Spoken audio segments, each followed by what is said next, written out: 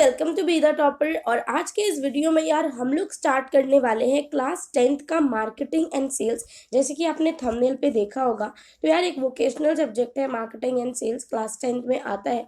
तो I thought कि आपके बोर्ड के एग्जाम आने वाले हैं तो आपको इस सब्जेक्ट को पढ़ने में हेल्प चाहिए होगी, which is I am providing here. तो आज मैं आपको यूनिट 4 एंड यूनिट 5 पढ़ाने वाली हूँ। आप जितने वीडियोज़ आप मेरे चैनल पर आपकी बार देखोगे तो वो यूनिट 4 के होंगे, यूनिट 5 के होंगे, वो मैं आपकी हेल्प करने के लिए बना रही हूँ। तो गाइस वीडियो को पूरा देखना, पसंद आए तो लाइक करना, चैनल पे अगर नए हो तो सब्सक्राइब कर लेना, शेयर करना अपने फ्रेंड्स के साथ ताकि उनको भी हेल्प हो अगर आपको वीडियो पसंद आए तो चलो यार वीडियो को स्टार्ट करते हैं। हमारा यूनिट 4 है करियर्स इन सेलिंग, मतलब सेल्स में क्या करियर है, सेलिंग में आप क्या करियर बना सकते हो, ठीक है। और इस चैप्टर के अलग अलग यूनिट्स हैं, जैसे कि जो हमारा सेशन 1 है उसमें क्या आता है, चैलेंजेस इन सेलिंग करियर। अगर आप सेलिंग करियर बनाते हो तो उसमें चैलेंजेस क्या क्या आते हैं ये हमें पता चलेगा। दूसरा जो हमारा सेशन होगा उसमें हमें ये पता चलेगा कि भाई सेलिंग में करियर बनाने के लिए किन किन स्किल्स की ज़रूरत पड़ती है, कौन सी ट्रेनिंग की ज़रूरत पड़ती है, वो ट्रेनिंग कैसी होती है, इन सब चीज़ों के बारे में पता चलेगा। तीसरे सेशन में हमें ये पता चलेगा roles and responsibilities of salesman, salesman की रोल्स एंड रिस्पॉन्सिबिलिटीज़ क्या होती हैं इनके बारे में पता चलेगा। एंड हमारे सेशन 4 में हमें पता चलेगा आफ्टर सेल सर्विसेज के बारे में। जब कोई बंदा आपके दुकान से, आपके रिटेल से आपसे सामान, उसने गुड्स या सर्विसेज को परचेज कर लिया, उसने खरीद लिया, तो आपने बेच दिया। आफ्टर सेल के बाद आपकी क्या क्या सर्विसेज रहती हैं जो आपके कस्टमर को आपके द्वारा मिलनी चाहिए, तो उन सब के बारे में हम लोग सेशन 4 में डिस्कस करेंगे। तो यार देखो, स्टार्टिंग में हम लोग पढ़ने वाले हैं सबसे पहले अपना session 1, challenges in selling career. Selling career में क्या क्या चैलेंजेस आते हैं, तो यहाँ पे कुछ लर्निंग ऑब्जेक्टिव दे रखे हैं। मतलब इस यूनिट को पढ़ने के बाद आपको ये सारी चीज़ें तो पता होनी ही चाहिए जो यहाँ पर लिखी हुई हैं। तो क्या क्या होनी चाहिए, know vast range of career position in sales career and their significance. आपको देखो यार, सेल्स में आप कौन कौन से करियर बना सकते हो, उसकी क्या क्या इंपॉर्टेंस होती है, ये आपको पता चलेगा। आपको वेरियस चैलेंजेस के बारे में पता चलेगा जो सेलिंग करियर में आते हैं। आप डिफरेंट टाइप्स ऑफ स्किल्स को रिकॉग्नाइज कर पाओगे कि भाई ये स्किल्स हमारे अंदर होनी चाहिए, सो दैट हम किसी भी कस्टमर को कन्विंस कर सकें कि आप इस प्रोडक्ट को या फिर आप इस सर्विस को खरीदो ही खरीदो। और हम ये भी बताएंगे कि ऐसा ही नहीं है कि कोई भी मुंह उठा के इंसान आ गया तो वो सेल्समैन बन जाएगा। एक अच्छा सेल्समैन बनने के लिए आपको काफ़ी सारी ट्रेनिंग की ज़रूरत पड़ती है, काफ़ी सारी लर्निंग की ज़रूरत पड़ती है।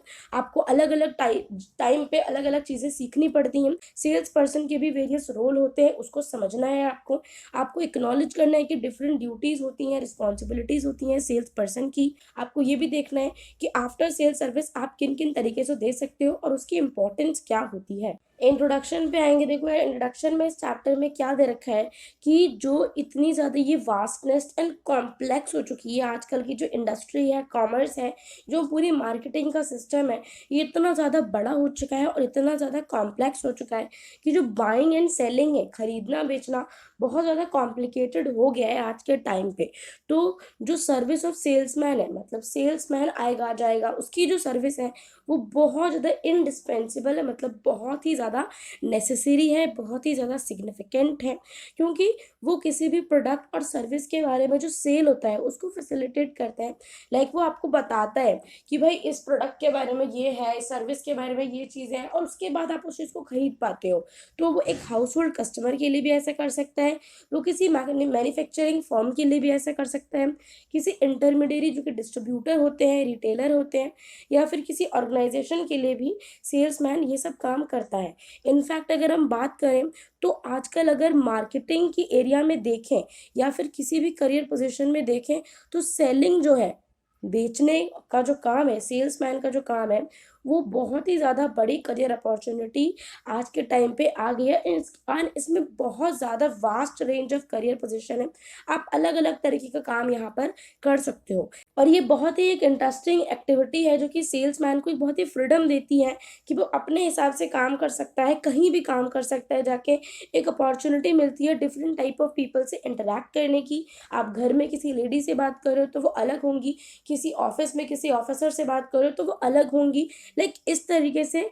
और बहुत ही ज़्यादा फाइनेंशियली वो साउंड उसको रिवॉर्ड्स मिलते हैं, लाइक उसको अच्छी खासी सैलरी उसको मिल जाती है और अपॉर्चुनिटीज़ इतनी सारी मिलती हैं अलग अलग लोगों से बात करने की, और बहुत कुछ सीखने का मौका भी उसको मिलता है।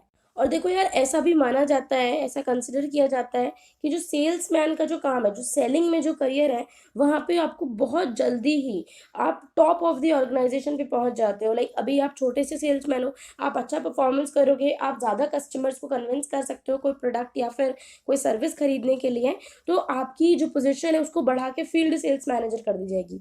फिर उसके बाद एरिया सेल्स मैनेजर बन जाओगे, फिर जोनल और रीजनल सेल्स मैनेजर बन जाओगे। तो इस तरीके से जो पोस्ट है आपकी सेलिंग करियर में, वो बढ़ती जाती है, बढ़ती जाती है। फिर वाइस प्रेसिडेंट सेल्स और नेशनल सेल्स मैनेजर, और आप लॉन्ग टर्म प्लानिंग कर सकते हो, ऑर्गेनाइजेशन के लिए काफ़ी कुछ कर सकते हो। और उसमें आपकी फिर बहुत ज़्यादा बड़ी इंपॉर्टेंस हो जाती है पूरी ऑर्गेनाइजेशन में, कि भाई अगर ये बंदा इतना अच्छा कर रहा है, इतना अच्छा काम कर रहा है सेल्स के बारे में, इसको कितना कुछ पता है, तो इससे प्लानिंग करवाएंगे और फिर उसके हिसाब से सारी ऑर्गेनाइजेशन रन की जाएगी।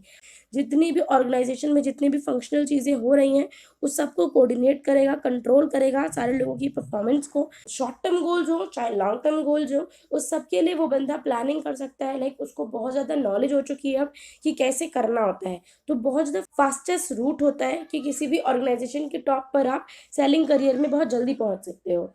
तो यार देखो, ये जो करियर है वो इसमें काफ़ी सारी अपॉर्चुनिटीज़ मिलती हैं, बट काफ़ी सारी ऑब्स्टिकल्स और चैलेंजेस भी आपके रास्तों में आती हैं, जो कि आपको चैलेंज आपको फेस करने पड़ते हैं, आपको बहुत सारी प्रॉब्लम होती हैं।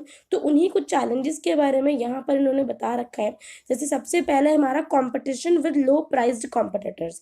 अब मान लो कि जो आपका कॉम्पिटिशन है, आप मैं जैसे पेन का एग्जाम्पल लेती हूँ, तो मैं वही लूँगी जैसे कि एक कंपनी 5 रुपये का पेन दे रही है और आप जो है वो 10 रुपये का पेन दे रहे हो। अब जो कस्टमर है वो जब रिटेलर की दुकान पर आएगा तो वो ज़्यादा कोशिश करेगा, जो एवरेज कस्टमर है वो 5 रुपये का पेन खरीदेगा, 10 रुपये का हर कोई पेन नहीं खरीद सकता। जिस रिटेलर को आप अगर पेन देने जा रहे हो, आप एक सेल्समैन हो, आप एक रिटेलर को पेन देने जा रहे हो, आप उसको बोलोगे कि लो भाई 10 वाला पेन खरीदो, वो आपसे कहेगा कि मैं ये ज़्यादा नहीं खरीदूंगा, ये मैं बिल्कुल ही नहीं खरीदूंगा, मेरी दुकान पर 5 रुपये वाले पेन खरीदे जाते हैं, बेचे जाते हैं, वही लोग मेरे से लेते हैं। ठीक है, तो आप उस कस्टमर को कैसे समझाओगे कि आपका जो प्रोडक्ट है वो कितना अच्छा है, कैसे आपको एजुकेट करना है अपने कस्टमर को कि आपके प्रोडक्ट में और दूसरे 5 रुपये वाले पेन के प्रोडक्ट में अंतर है, आपकी क्वालिटी ज़्यादा अच्छी है, आपका पेन की बॉडी ज़्यादा सुंदर है, आपकी बॉडी बहुत अच्छी है, आपकी निब बहुत अच्छी है, आपकी इंक जो है वो बहुत ही फ्लो में निकलती है। ये सारी चीज़ें आप किसी को कैसे बताओगे? तो ये सब प्रॉब्लम आती हैं, मतलब अपने कॉम्पिटिटर्स को फेस करना बड़ा मुश्किल हो जाता है मार्केट में रिलेटिवली, जब वो चीपर सब्स्टिट्यूट बना दें आपके प्रोडक्ट का, जैसे मैंने आपको एग्जाम्पल दिया। तो इसी तरीके से जो मार्केटर, जो सेल्समैन होता है, उसको अपने प्रोडक्ट के बारे में अवेयरनेस फैलानी पड़ती है और कस्टमर को ये बताना पड़ता है, कस्टमर को बेसिकली समझाना पड़ता है कि देखो हमारा प्रोडक्ट इतना अच्छा है और आप इसे बड़ा पसंद करते हो, आपके लिए बहुत ही काम की चीज़ें हैं ये। ठीक है, तो आपको ये सब चीज़ें बतानी पड़ेंगी। उसको ये भी देखना पड़ता है कि किस तरीके से हम अपने प्रोडक्ट के बारे में जो एडवर्टीजमेंट है उसको इम्प्रूव करें, ज़्यादा से ज़्यादा कस्टमर तक हमारी बात पहुँचे, कैसे हम अपने प्रोस्पेक्ट्स को, कैसे हमारे जो कस्टमर बन सकते हैं उनको कन्विंस करें कि वो एक अच्छी डील हमारे साथ करें, ताकि हमें भी फ़ायदा हो और उन्हें भी फ़ायदा हो। जो उसका सेल्स टारगेट होता है वो भी उसको अचीव करना होता है, क्योंकि कई बार क्या होता है इस कॉम्पिटिशन के चक्कर में, जो अगर आप ज़्यादा रुपए का सामान बेच रहे हो, थोड़ा महंगा सामान बेच रहे हो, बट आपकी क्वालिटी अच्छी है, तो आपके जो सेल्समैन है वो अपनी जो सेल्स टारगेट है वो पूरा नहीं कर पाएंगे, क्योंकि सेल्समैन का एक टारगेट होता है, उसको पूरा करना होता है कि भाई आपको इस मंथ में इतना तो करना ही करना है। अगर आप उतना नहीं कर पाते हो तो आपका लेवल नीचे जाता रहता है, और अगर आप उससे ज़्यादा करते हो तभी आपको ज़्यादा प्रमोशंस वगैरह मिलते हैं। तो ये सारी प्रॉब्लम होती है कि भाई कस्टमर कैसे अवेयर करें, कैसे एडवर्टीजमेंट मैसेज अच्छे करें, कैसे अपने प्रोस्पेक्ट को कन्विंस करें। तो ये सारी चीज़ें हैं, और हाउ टू प्रोवाइड वैल्यू। और ये भी देखना है, बहुत इंपॉर्टेंट है कि जिस चीज़ के पैसे आपके कस्टमर आपको दे रहा है, आपको उतनी वैल्यू उसको पहुंचा पा रहे हो या नहीं, आप उस उतनी वैल्यू उसको दे पा रहे हो कि नहीं। क्योंकि अगर वो आपको पैसे दे रहा है बट बदले में आप उसको वैल्यू नहीं दे रहे, मतलब अपने प्रोडक्ट में या फिर सर्विस में कोई आपकी अच्छी नई चीज़ है, तो वो नहीं लेगा। बाद में एक बार हो गया, ले लिया उसने, गलती से ले लिया, दोबारा बिल्कुल नहीं लेगा। देखो यार, तो दूसरा जो हमारे पास चैलेंज है वो ये होता है कि आप ज़्यादा से ज़्यादा अच्छी क्वालिफाइड जो लीड्स होती हैं वो कैसे ढूंढोगे, अच्छी सेल्स आप कैसे जनरेट करोगे। तो सबसे बड़ा इशू ये रहता है कि भाई हम कैसे ऐसे लोग लाएं। तो आपको कहाँ से अच्छी लीड्स ढूंढनी है, ऐसे लोग ढूंढने हैं जो आपसे ज़्यादा प्रोडक्ट या फिर सर्विसेज आपकी ले इस्तेमाल करें। तो जो सेल्समैन है उसको क्या करना पड़ेगा, सारे प्रोस्पेक्ट्स को चेक करना पड़ेगा, सारे नेम्स को एक्सप्लोर करना पड़ेगा कि भाई अब तक के सेल्स रिकॉर्ड में ये पर्सन ऐसा है जिसने काफ़ी सारे पैसा हमारे को दिया है, मतलब हमारे से काफ़ी सारे प्रोडक्ट एंड सर्विसेज इन्होंने खरीदी हैं। सेल्स रिकॉर्ड चेक करना पड़ेगा, आपको एक सेटिस्फाइड कस्टमर से रेफरल लेना पड़ेगा, list of responses to advertisement, cold calling करनी पड़ेगी। कोल्ड कॉलिंग क्या होती है, जैसे आप अपने रिश्तेदारों से बात करें उस तरीके से आपको बड़े अच्छे से उससे बात करनी पड़ेगी। आपको एक्सटेंसिवली वर्क करना पड़ेगा किसी भी प्रोडक्ट के बारे में स्पेसिफिक इंफॉर्मेशन निकालने के लिए। तो देखो यार, किसी भी सेल्समैन के लिए ये सब चीज़ें जानना बहुत ज़रूरी होता है कि जो भी उसकी नेक्स्ट लीड बनने वाली है, जिसको वो अपने सर्विसेज सेल्स प्रोडक्ट्स करेगा, तो उसके प्रेजेंट बिजनेस क्या चला रहा है, कौन से प्रोडक्ट को मैन्युफैक्चर कर रहा है, कौन से ब्रांड्स को इस टाइम पे यूज़ कर रहा है। सेल्समैन को इवन कस्टमर का घर का पता होना चाहिए कि उसका घर कहाँ है, उसका प्लांट का पता होना चाहिए कि भाई अगर घर नहीं पता तो भाई प्लांट पता होना चाहिए, भाई कहाँ पे ये बंदा काम करता है, उसकी फाइनेंशियल पोजीशन कैसी है। अगर अच्छी फाइनेंशियल पोजीशन है तो अगर आप उसे कोई चीज़ उधार भी दे दोगे तो वो आपके पैसे वापस कर देगा। और ये सारी जो चीज़ें जान लेता है जब सेल्समैन, तो उसको बहुत हेल्प हो जाती है किसी प्रोस्पेक्ट के बारे में जानने में और कैसे उसको अप्रोच करना है, और एक अच्छी सक्सेसफुल प्रेजेंटेशन उसको दिखा पाते हैं। और जब आपकी प्रेजेंटेशन सक्सेसफुल होती है, जब आप किसी को कोई बात बता रहे हो और वो सक्सेसफुल हो गई, उस बंदे को आपकी बात समझ में आ गई, तभी वो आपसे सामान खरीदेगा और आपका बायर बनेगा। जो सेल्समैन है उसको ये भी चीज़ें देखनी पड़ेंगी कि भाई एक पर्टिकुलर, क्योंकि देखो यार हर कस्टमर, हर इंसान अलग होता है, तो हर कस्टमर के लिए उसको एक अलग अप्रोच बनानी पड़ेगी जो कि उस कस्टमर के लिए इफेक्टिव हो और उसके बिजनेस के बारे में उस कस्टमर को कन्विंस कर पाए कि भाई ये मेरा बिजनेस है, ये मैं इस चीज़ में काम करता हूँ, ये आपके लिए बहुत अच्छा है। तो जब आप उसको बताओगे तो किस तरीके से बताना है, सो दैट कि जो आपका प्रोस्पेक्ट है, जो आपका कस्टमर बन सकता है, वो आपकी बात समझ जाए। तो गाइस, आज की वीडियो के लिए सिर्फ इतना ही। आई होप आपको वीडियो समझ में आई होगी। अगर आपको चाहिए कि मैं ऐसी ही और वीडियोस बनाऊं तो कमेंट करो, लाइक करो, वीडियो को शेयर करो अपने फ्रेंड्स के साथ। चैनल पे अगर नए हो तो सब्सक्राइब भी कर लेना। Thanks for watching, bye bye.